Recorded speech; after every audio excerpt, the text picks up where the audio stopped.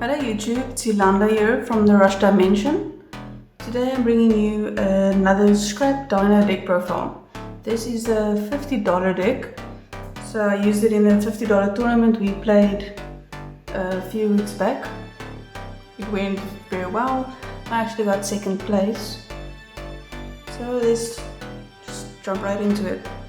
As mentioned before, we use TCG player and then take the lowest value of the card available on there and then build a deck according to that. First, I play 2 UCT, the boss monster of the deck. Next, cardless. You don't see this being played a lot these days, but if I'm forced to go first, as this is a going second build, then I summon this first, and then if it goes to the graveyard for its own effect by negating a spell or trap, then I send himself, and then I can add double evolution pool to my hand. So this is great follow-up, especially now that Misk is on 1. Next is Pancratops, and then Dogeron, the searchable kaiju of the deck. Then I play 3 Oviraptor. This is your combo starter and searcher of the deck. Next is Misk and Giant Rex. So everyone knows that Misk is broken, that's why it's on 1. Hopefully it'll come back to 3 in the future. And then Giant Rex, 1 is enough, you don't need any more. It's just to extend your board a bit more for your XC plays. Then 2 Archosaur. I actually like or prefer starting with Archosaur or 1 for 1. I play 1 for 1 as well, because if Archosaur gets hand trapped or imperm or something like that, then you can at least still go to Link Karibo, and if you have double evolution full in your hand, then you can still end on Secure Gardener and UCT. Then for the babies, 3 baby and 1 petite. I prefer playing the 3 over the 2 that I see some people are playing. I think this is the perfect ratio. I've never had any problems in that regard. Then there's Scrap Engine. There's the 3 Raptors and 1 Chimera. I still don't play the Fridge in this build, and I prefer playing 3 of the Scrap Raptors and not 2, because even if you draw 1 in your hand, then you still have 2 in the deck for your combo, and even if you draw the 1 in your hand, sometimes it's even your way of getting your combo started. So this with Last World is full combo. Then Fossil Deck, the Searcher, not once per turn, and Last World, so this is very good.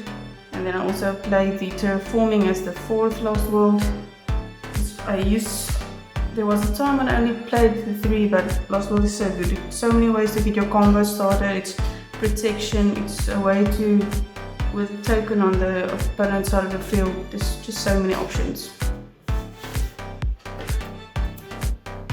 Next is the 2 double evolution pool. As I mentioned, this is a going second build, so some board breaking cards. Dark Hole on 3. This is a great way to clear the board, as not a lot of people have Omni Negates, and even if they do, it's a great way to bait the negates. And then also if you bricked or you're going first, or whatever the case may be, then you can always normal summon baby, activate Dark Hole, and then start your combo that way. Book of Eclipse, I play 3 of those. In my normal build, I actually play 3 Forbidden Droplets. If you can't afford those, you can play Dark Ruler. But I like not playing Dark Ruler preferably, because I want to OTK my opponent. But it's pretty good anyways. You Dark Ruler your opponent, build your board. It's pretty much game in any case.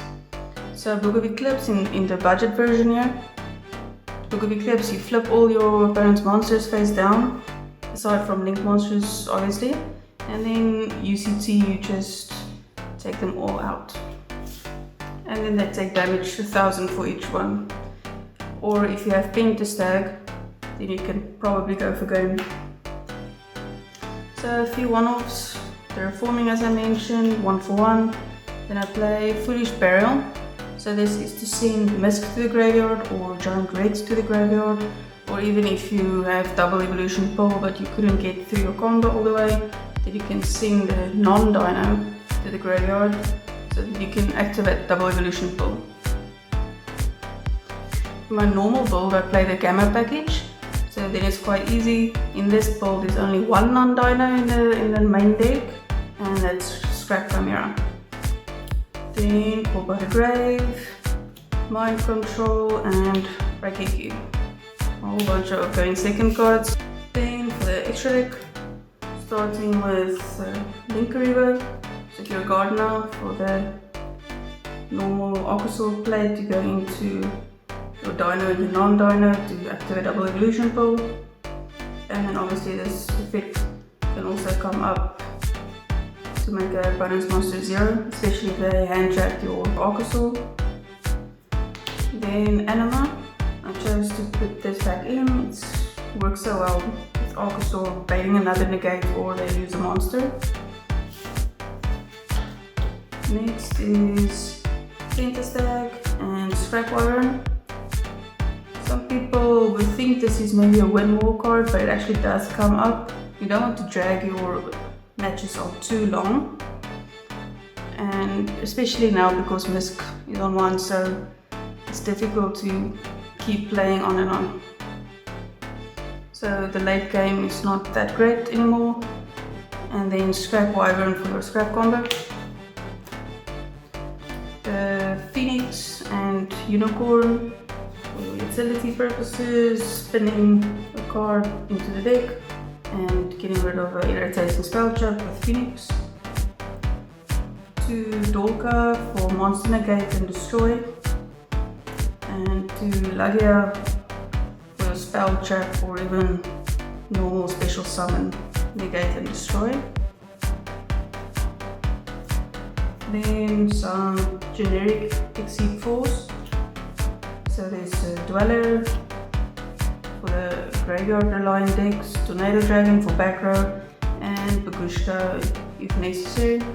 Normally I would play Dugaris in one of these places, but it's a bit too expensive for the $50 tournament. And then lastly is the synchro of the deck. Usually it's Boral Savage, but in this case it's a Stardust Dragon. So I borrowed it for the tournament.